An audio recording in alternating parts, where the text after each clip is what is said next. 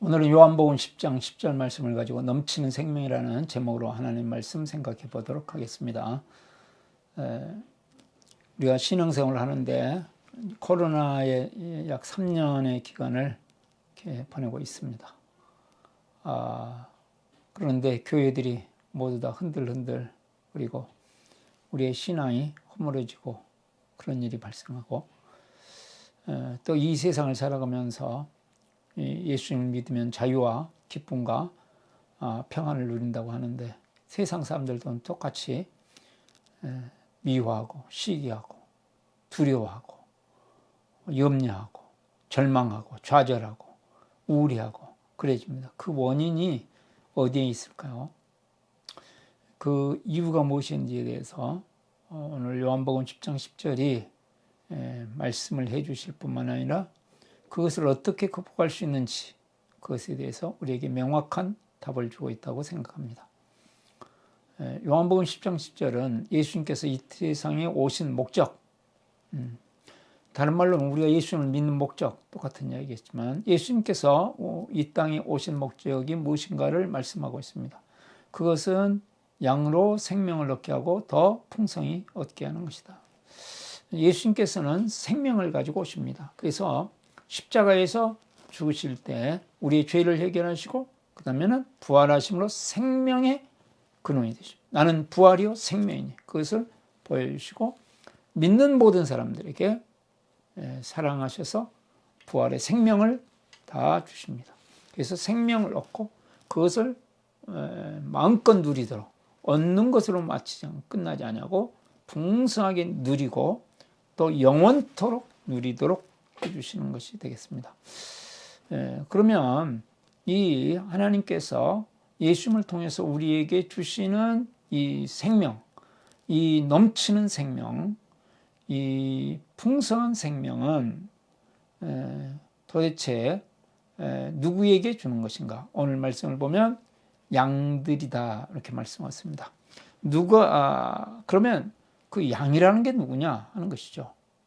양이 되어야 우리 예수님께서 주시는 생명을 얻고 또 풍성하게 얻을 수 있는데, 그 양이 누구냐 하는 말씀이 되겠습니다. 10장 10절을 한번 보시면, 도둑이 오는 것은 도둑질하고 죽이고 멸망시키는 것뿐이요 내가 온 것은 양으로 생명을 얻게 하고 더 풍성히 얻게 하려는 것이다, 이렇게 말씀하고 있습니다. 그러니까 도둑이 오는 것은 도둑질하고 죽이고 멸망시키러 온다. 그래서 이 도둑질하고 죽이고 멸망시키는 자의 말을 듣지 않아야, 그래야 생명을 얻고 풍성이었습니다. 도둑의 말을 듣고 도둑을 믿고 도둑을 따라가면 도둑질 당하고 그 다음에 다 빼앗기고 결국은 멸망합니다. 그러면 예수님 당시 제자들이 살던 시대에, 그때의 도둑은 누구고 도둑과 강도는 누구였을까 하는 문제죠. 그것은 그때 당시에 열심당원들을 제일 염두에 둔 말씀입니다. 이 열심당원들은 정치적인 해방, 이게 이제 특별히 갈릴리 지방에서 이렇게 성장했던 제자들에게는 매우 깊이 있었습니다. 그래서 이제 우리가 사도행전에서 보면 예수님이 십자가에 죽으시고 부활하시고 하나님 나라 다시 가르쳐 주셨음에도 불구하고 지금이 바로 이스라엘 나라를 해방할 때입니까? 하고 정치적인 문제를 질문하죠. 끊임없이 이들의 마음속에는 정치적인 메시아에 대한 갈망이 있습니다. 그래서 정치적인 메시아에 대한 갈망, 이거는 도둑입니다. 그러니까 예수님을 정치적인 메시아로 만드는 것은 이거는 도둑이요, 강대요, 죽이고 멸망시킵니다. 지금 로마 압제하에서 이 열심당원들, 그것이 특별히 이제 변두리에 있던 갈릴리 지방이 많았거든요. 그래서 사도행전 5장 36절부터 37절을 보면 드다라는 사람이 일어나서 400명을, 그 다음에 갈릴리 사람 유다가 일어나서 또 사람들을 미혹했다 하는 말씀이 있습니다. 그것은 이때 당시에 도둑이었다. 그래서 이제 400명이 거의 다 죽었고요. 갈릴리 사람 유다를 따라서 갈릴리에 참 엄청난 인원이 죽었습니다. 한 2만 명 정도가 따르다가 죽었습니다. 그리고 그들이 이렇게 제시했던 이 상국가는 나중에 예수님이 돌아가신 뒤에도 이루어지지 않죠. 그 이제 그런 해방론자들. 그 다음에 이제 우리가 등장하고 있는 것이 누구냐면 사두개인들입니다. 사두개인들은 그리스화되어 있는 유대인들 이렇게 생각해요. 그러니까 세속화된 유대인들. 그래서 이제 세상적인 학문으로 성경도 보기 때문에 부활도 믿지 않고 천사도 믿지 않고 영적인 세계를 믿지 않습니다. 그러면서 이제 세상 권력하고 야합이 되어 있기 때문에 대제사장을 누가 임명했느냐? 헤롯이 임명했습니다. 나중에는 총독이 임명합니다. 그러면서 성전을 통해서 엄청난 부를 축적하는 그러한 사람들입니다. 그러니까 이제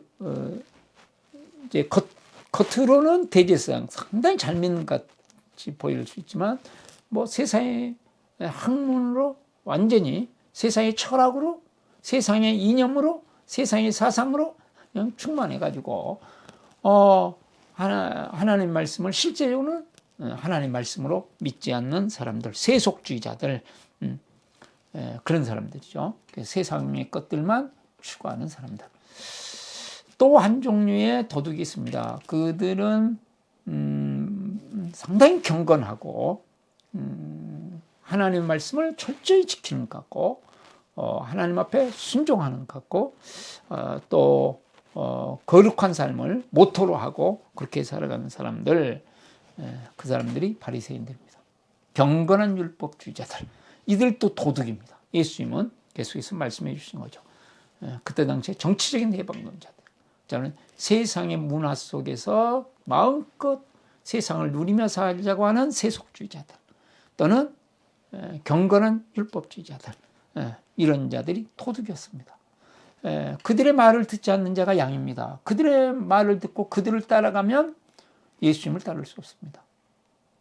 또 한 종류가 있는데 우리 사도행전 20장 28절부터 29절을 보면 피로 사신 교회를 해치는 이들 이렇게 말씀했습니다. 바울 사도께서 에베소 장로들을 밀레도로 불러서 그 에베소 장로들은 목자들이었습니다. 그 목자들에게 말씀하시죠. 양떼를 앞으로 해치는 이리들이 나타날 것이다. 여러분 중에도 이리가 있을 것이다. 이렇게까지 이야기를 합니다. 그러니까 조심해라, 깨어라. 여러분이 당할 수도 있고 여러분이 바로 앞장서서 양떼들을 죽이고 도둑질하고 쥐고 파괴하고 빼앗고 멸망시키는 자가 될 수 있다. 이렇게 말씀을 하죠. 그러면 이들의 말을 들으면 안 된다는 거죠. 이들을 따라가면 안 된다. 그러면 오늘날 우리는 뭔가 이단과 사이비들 명확하게 그렇습니다. 그럴 뿐만 아니라 우리가 보면 바리새인들도 해당하지 않습니까? 그렇기 때문에 뭐예요? 율법주의. 율법주의는 특징이 뭐 많이 말할 수 있지만 율법주의의 특징은 자기 의와 타인 정죄입니다. 자기 의에 빠져서 하나님의 의 대신에 자기 의에 빠져서 십자가의 사랑으로 섬김보다는 정죄하고 파괴하는 그런 사람들. 또 세속주의자들, 성공주의, 실적주의. 그래서 진리보다는 성공이 진리다. 큰 것이 진리다. 이러는 거죠. 이것이 이제 아주 무서운 도둑이고 강도입니다. 그 다음에 개인주의입니다. 개인주의는 우리 서구에 강력한 영향을 받아가지고 지금 문화가 완전히 개인주의로 되어버렸습니다. 그 말은 뭐냐면 너무 자연스러워졌다. 오히려 개인주의가 옳은 것이 되어버렸어요. 개인주의. 공동체를 파괴하는 이건 무서운 죄입니다. 몸을 파괴하는. 그 다음에 또 이제 하나가 있습니다. 그것이 뭐냐면 신비주의. 지나친 체험주의. 우리가 체험이 있죠. 하나님을 믿다 보면 체험인데 계속 체험에 의존해서 살아가고 복음 중심이 아니라 체험 중심의 신앙생활. 신비주의. 그 다음에 이제 전통주의. 예수님께서 세수는 세부되어 놨는데 끊임없이 우리는 성경으로 돌아오고 다시 한번 점검해서 잘못되어 있으면 하나님 나라의 복음으로 돌아가야 되는데 과거에 이랬다. 그래서 뭐 지금까지 누가 이랬으니까 그러면서 결국은 사람들의 주장, 지금까지의 전통, 이게 위에 두고 그 다음에 성경이 밑으로 가버리는, 복음이 예수 그리스도가 밑으로 가버리는 그러한 일이 있죠. 우리가 이제 과거를 가지고 교훈을 삼아야 되는 건 사실이고, 거기서 역사를 통해서 우리는 진리를 또 깨닫고 조명합니다. 그러나 천주교가 범했던 참 잘못 중에 하나가, 그러다 보니까 나중에 전통이라는 것이, 인간의 책이라는 것이 성경 위에 가버리는, 분명하고 명백한 진리가 있음에도 불구하고 그 위에 가버리는 잘못을 범합니다. 오늘날 우리가 정말로 빠지기 쉬운 것이고, 우리 주위에 만연해 있는 것 중에 하나입니다. 자, 그래서 지속적으로 자기 성찰을 하고 반성을 하고 되돌아보고 본래의 것으로, 정말 본질적인 것으로 끊임없이 순수한 복음으로 돌아가려고 하는 그런 마음이 없으면 어느새 우리는 이런 도둑질을 합니다. 그래서 이런 것들을 극복하고, 그 다음에 예수님을 구주와 주인으로 믿는 자들, 이것이 양들이죠. 요한복음 1장 12절, 영접하는 자 곧 그 이름을 믿는 자는 하나님의 자녀가 되는 권세를 주셨다 있잖아요. 그래서 9절을 보시면 그렇습니다. 내가 문이니 누구니 나로 말미암아 들어가면 구원을 받고, 또는 들어가며 나오면 꼴을 얻으리라. 나로 말미암아 예수님을 믿음으로 구원의 문에 들어가야 된다. 그러면서 또한 어떤 특징을 가지고 있냐, 양의 특징은 4절을 보시면 그렇습니다. 4절에 자기 양을 다 내온 후에 목자가 앞서가면 양들이 그의 음성을 아는 거로 따라오되, 목자의 음성을 듣고 목자의 음성을 끊임없이 따라가는 사람, 음성을 알고 따라간다. 16절에 또 이 우리에 들지 아니한 다른 양들이 내게 있어 내가 인도하여야 할 테니 그들도 내 음성을 듣고 한 무리가 되어 한 목자에게 있으리라. 주님의 음성을 늘 듣는 사람, 성경을 통해서 주시든지, 또는 사람을 통해 주시든지, 또는 기도하면서 주시든지, 또는 사람 환경을 통해 주시든지, 하나님의 음성을 끊임없이 성령이 교회들에게 하시는 말씀을 계속 들으려고 하고 듣고 있는 사람, 그러면서 예수님과 깊은 관계를 끊임없이 추구하는 사람. 이게 이제 14절 15절을 보시면 그렇습니다. 나는 선한 목자라, 나는 내 양을 알고 양도 나를 아는 것이 아버지께서 나를 아시고 내가 아버지를 아는 것 같으니 나는 양을 위하여 목숨을 버려라. 양과 목자이신 예수님, 양인 우리 신자의 관계가 계속 예수님과 하나님과 하나된 관계인 것처럼 계속 깊은 관계를, 주님하고 깊은 관계를, 늘 주님을 친밀하게 생각하고 좋아하고 대화하고, 남녀가 서로 사귈 때 보고 싶어하고 대화하고 끊임없이 함께 있고 하는 것보다 더 주님과 더 깊은 관계로 함께하는 것이 기쁘고, 예수님과 함께하는 것이 보람이고, 그것이 행복이고 감격이고, 인생을 사는 의미고, 그렇게 훨씬 관계가 깊어지는 사람들은 뭐라고 하느냐, 양이다. 양. 예수님의 양, 예수님을 구주와 주님으로 믿을 뿐만 아니라 실제적인 관계를 이루어 사랑과 생명의 관계를 이루면서 더 깊어지도록 끊임없이 하나가 되는, 그리스도와 하나가 되는 것을 추구하는 사람. 그런 이 양이 얻는 것은 무엇일까요? 우리가 생명을 얻는다. 10절에 양은 생명을 얻는다 그렇습니다. 자, 요한복음이기 때문에 이 요한복음을 기록한 사도 요한께서, 하나님께서 이 요한복음을 기록하게 하신 목적이 있습니다. 그것이 전체적으로 요한복음 1장부터 21장 전체가 향하고 있는 가장 중요한 목적이다 그 말이죠. 방향이다. 그것이 뭐냐면 왜 이것을 기록했는가? 20장 30절부터 31절에 예수님을 그리스도로 믿고 믿음으로 말미암아서 생명을 얻게 하려는 것이다 그랬습니다. 그래서 믿음으로 생명을 얻게 하는 거. 그래서 요한복음 1장 12절에 영접하는 사람은 생명을 얻는다. 믿는 자는 생명을 얻는다. 그렇죠? 그 생명을 얻는다는 것이 무슨 말씀입니까? 했을 때 요한복음 3장 3절 5절에 예수님께서 니고데와 대화하시면서 자, 거듭나지 않으면 성령으로 거듭나지 않으면 물과 성령으로 거듭나면 하나님의 나라를 볼 수 없다. 하나님의 나라를 들어갈 수 없다. 그랬어요. 그러니까 생명을 얻는다. 중생한다. 그 말은 하나님 나라를 본다. 하나님 나라를 들어간다. 하나님 나라를 경험한다. 그 말씀이 되겠죠. 그러니까 그 하나님 나라라고 했을 때 이 하나님 나라는 죽어서 가는 하나님 나라는 말할 것도 없고 이 땅에서 하나님의 나라에 들어가서 하나님께서 주시는 모든 약속을 누리고 하나님의 사랑을, 하나님의 지혜를, 하나님의 이 전능하신 능력을 경험하면서 우리의 영혼이 생명으로 충만해지고 우리의 마음에 자유와 기쁨과 평강이 넘치고 우리의 삶에 어두운 것들이 생명으로 변화되는 것을 경험하며 산다. 그래서 이 요한복음 3장에 중생에 대한 거듭남에 대해서 말씀하시면서 결국 성령으로 거듭남을 말씀하시면서 그 결론은 어디에 있냐? 모세가 뱀을 장대에 들어올린 것처럼 예수 그리스도를 바라보며 산다 그러면서 하나님이 세상을 이처럼 사랑하셔서 외아들을 주셨으니 이는 그를 믿는 사람마다 멸망치 않고 영생을 얻게 하려는 것이다. 이렇게 말씀하고 있습니다. 그래서 예수 그리스도를 믿는 것으로 그래서 생명을 얻는 것으로 말씀하고 있는 거죠. 그러니까 뭘 주시냐? 생명을 주신다. 그 생명을 다른 말로 뭐예요? 하나님의 나라를 주신다.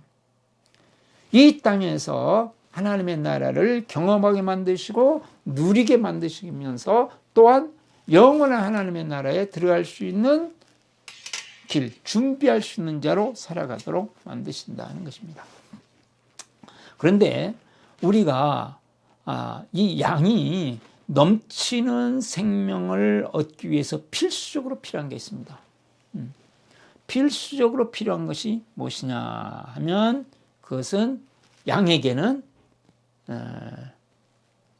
뭐가 있어야 돼요? 늘 목자가 있어야 돼요. 목자가. 자, 10장 10절에 도둑이 오는 것은 독주로 죽이고 멸망시키고 내가 온 것은 예수님이 오신 것은 양으로 생명을 얻고 더 풍성해. 11절 나는 선한 목자라. 이 선한 목자이신 예수님이 있어요. 지금 양과 목자와 양. 나는 목자다. 나는 선한 목자다. 목자와 양의 관계를 계속 그러니까 목자가 없는 양 이건 불행한 것이죠. 그러니까 예수님이 구원의 문이요 구원의 목자이십니다. 그렇죠? 회복의 문이요 회복의 목자이십니다. 생명의 문이요 생명의 목자이십니다. 넘치는 인생의 목이요 풍성한 삶의 목자이시며 영원한 천국의 목자이십니다. 그래서 그 예수님이 늘 우리 가운데 있어야 한다. 그렇죠? 그래서 늘 우리의 마음에, 우리의 결정에, 우리의 판단에, 우리의 생각에 하루에도 수많은 시간을 보내면서도 잠자기 전에도 일어나면서도 누구를? 예수님을 구하고 찾고 두드리는 것이죠. 계속 그럴 때 예수님의 나라가 임하고 예수님의 의가 임한다고 믿는 것이죠. 내가 뭘로 해서 이루어지는 게 아니고 끊임없이 내가 예수님 찾으면 예수님이 우리를 통해서 풍성한 생명을 부으심으로 말미암아서 그 생명이 더 넘치게 된다. 그래서 반드시 예수 그리스도 중심으로 생각하고 예수 그리스도 중심으로 삶을 살고 우리 가정, 우리 자녀의 미래는 어떻게 되냐? 공부 중심이 아니고 직장 중심이 아니고 성적 중심이 아니고 뭐가 돼야 되겠습니까? 예수 그리스도의 중심. 예수님이 목자가 되게 만드셔야 합니다. 목자 없는 양은 불행합니다. 그 뜻이 끊임없이 목자, 선한 목자.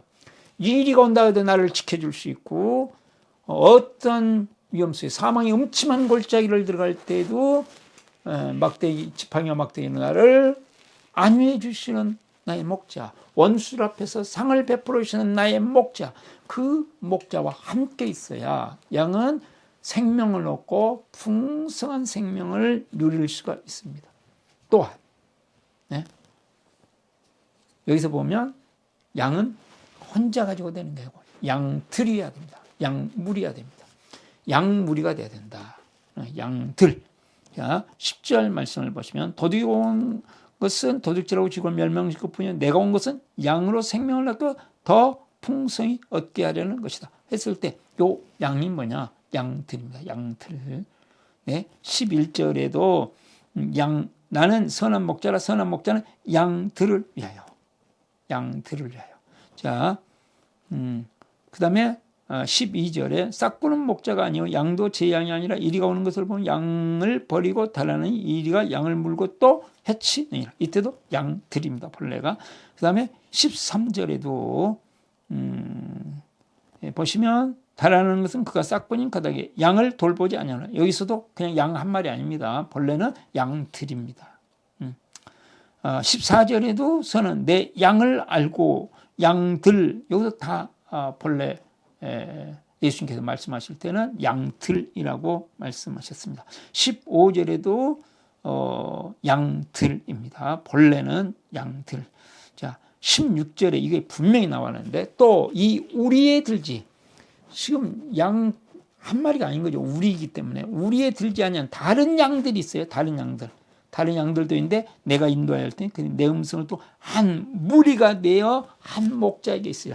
한 무리 한 목자. 한 목자이신 예수님과 함께 그 다음에 한 무리가 되어 있을 때 다른 우리 이방인들이에요. 유대인과 이방인이라고 하는 이것을 뛰어넘는 양무리가 되어 있을 때 인간인 구별하고 싶고 인간은 나누고 싶은데 아니 하나가 되어 에베소 2장에 우리가 보았던 말씀처럼 십자가로 원수된 것, 나누게 만든 게 이게 원수되는 것, 인간을 나누게 만든 이 원수된 것을 무너뜨리고 이방인은 유대인이든 율법이 있는 남자든 착한 사람이든 악한 사람들은 전부 그리스도 안에서 십자가로 말미암아서 하나가 되어 한 무리를 이루면서 신앙이 좋은 사람은 좋은 대로 연약하면 연약한 대로 함께 한 무리를 이루면서 살아갈 때 그 공동체, 그 무리에게 풍성한 생명이 임한다. 이건 중요한 조건입니다. 무엇이 옳고 그름보다 훨씬 중요한 것은 예수님 앞에 무릎을 꿇음으로 십자가의 은혜 앞에 나를 항복함으로 말미암아서 하나가 된 공동체, 그 하나가 된 마음을 생각을 하나로 모으고 마음을 하나로 모으고 삶을 하나로 모은 그 공동체에 하나님은 임재하시고 인간의 계산을 뛰어넘는 하나님의 나라의 역사를 그 개인들에게 주시고 그 무리에게 주신다 그 말씀이죠. 그리고 이 세상에 그 하나님의 하나님 되심을 인간의 생각으로는 계산할 수 없고 인간의 경험을 뛰어넘는 것을 세상에 보여주셔서 하나님이 안 보이지만 살아 계시는구나. 하나님은 사랑하시는 하나님이구나. 하나님은 능력이 많으신 하나님이구나. 부활은 옛날 이야기가 아니고 오늘 부활의 생명이, 부활의 능력이, 부활의 영광이 저기에 있구나 하고 보였네. 그러려면 십자가의 은혜 앞에 한 무리가 돼요. 선한 목자께서 죽으심으로 말미암아 한 무리가 된 십자가의 원수되어 담처럼 있던 그 벽을, 그 담을 허물고, 인간적인 담을 허물고, 그 다음에 하나가 된 그 공동체 속에 하나님께서 함께 하신다. 또 한 가지, 이 예수님께서 본래 하나님과 함께 하나가 되셔서 생명으로 충만하신 분이 지금 이 역사 속으로 오셨습니다. 똑같이. 내가 온 것은 그렇습니다. 그렇듯이 이제는 한 무리가 된 우리가 우리 안에서 풍성히 누리면서 반드시 가야 되는 게 있습니다. 나도 작은 선한 목자가 되어 가야 된다. 예? 온 것 같이 가야 되죠. 11절. 나는 선한 목자라 선한 목자는 양들을 위하여 목숨을 버리거니와. 자기를 내어는 나를 내어놓고 이 세상, 하나님이 이 세상을 이처럼 사랑하셔서 외아들을 주셨듯이 그 외아들을 주시기 위하여 이제는 우리가 가는 거죠. 세상으로 가는 겁니다. 그때 우리는 무엇을 얻는다? 풍성한 생명을 얻는다. 생명은 하나님의 나라를 경험한다. 그래서 우리가 하나님의 나라를 경험하는 것들에 대해서 이야기할 때 계속 나오는 말씀이 뭐냐면 거기에 하나님의 임재와 하나님의 능력이 나타난다 하는 것이죠. 그래서 이제 우리가 이제 요한계시록도 보시면 빌라델피아 교회나 서머나 교회가 참 어려운 가운데 있었습니다. 그러나 능력이 없다고 생각했습니다. 그런데 뭐라고요? 훨씬 부유한 자요 능력이 많다. 이렇게 살아가는 자들에게 하나님께서 하신데 요한계시록 쭉 보시면 끊임없이 무슨 말씀? 증언. 예수 그리스도의 증언이다. 증언이라는 말씀이 끊임없이 나옵니다. 교회를 두 증인이라고 말씀하고 있습니다. 이 교회는 증인이어야 된다. 이게 사도행전 1장 8절을 말씀해 주는 거죠. 교회 공동체는 반드시 증인이어야 돼요. 드러내야 돼. 말로 드러내고 삶으로 드러내야 돼. 그러니까 우리가 세상에 보이지 않는 이제 우리 주위에 있는 믿지 않는 세상에 우리는 나가서 이 예수님이 이 땅에 생명을 얻고 풍성히 얻도록 주신 것처럼 똑같이 그 사명을 가지고 나가야 한다.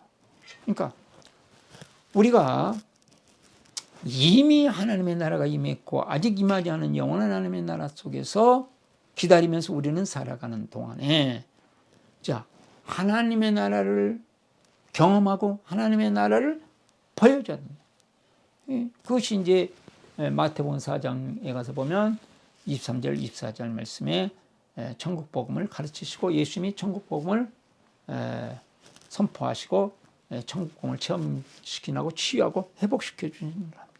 산상수훈은 5장, 6장, 7장은 천국 복음을 가르치신 것이고 8장, 9장은 치유와 회복을 보여주시면서 하나님의 나라의 회복을 보여주신 거죠.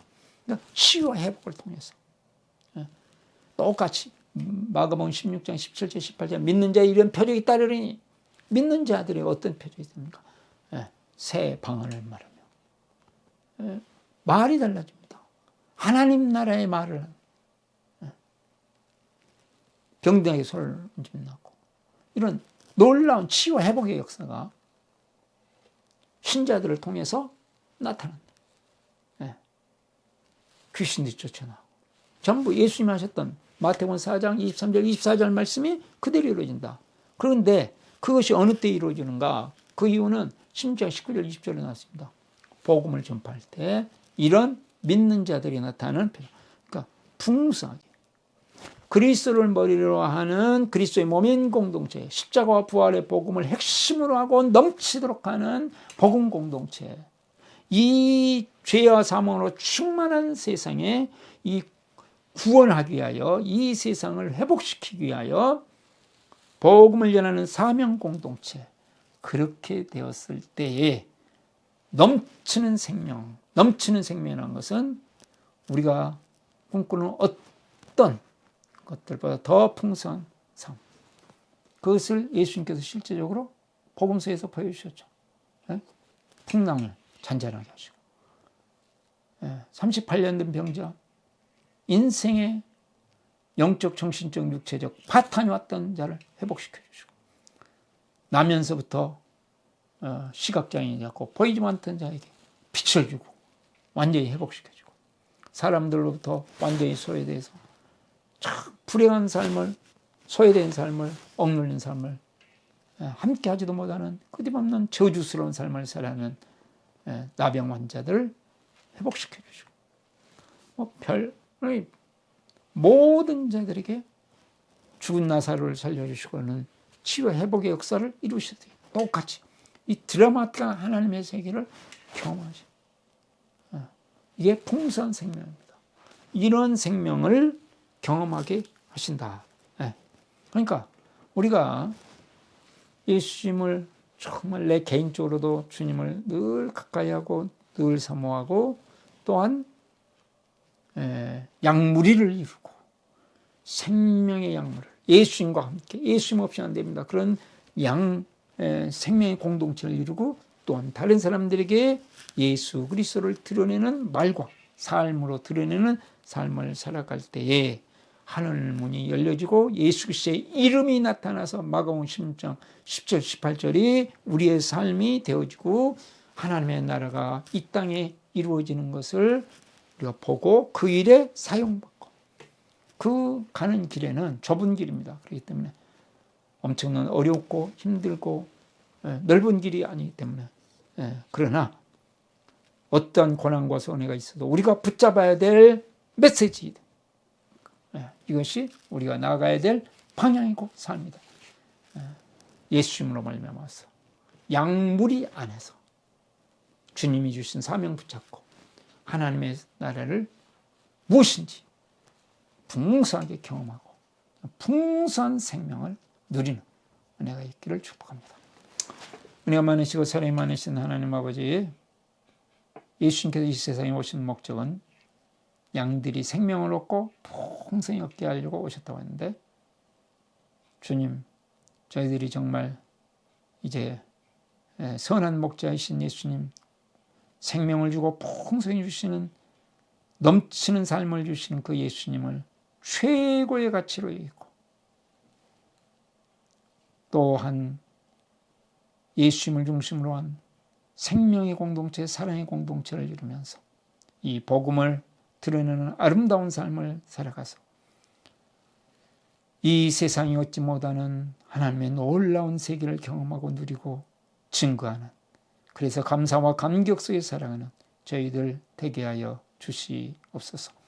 우리 구주 예수 그리스도의 이름으로 기도드리옵나이다. 아멘.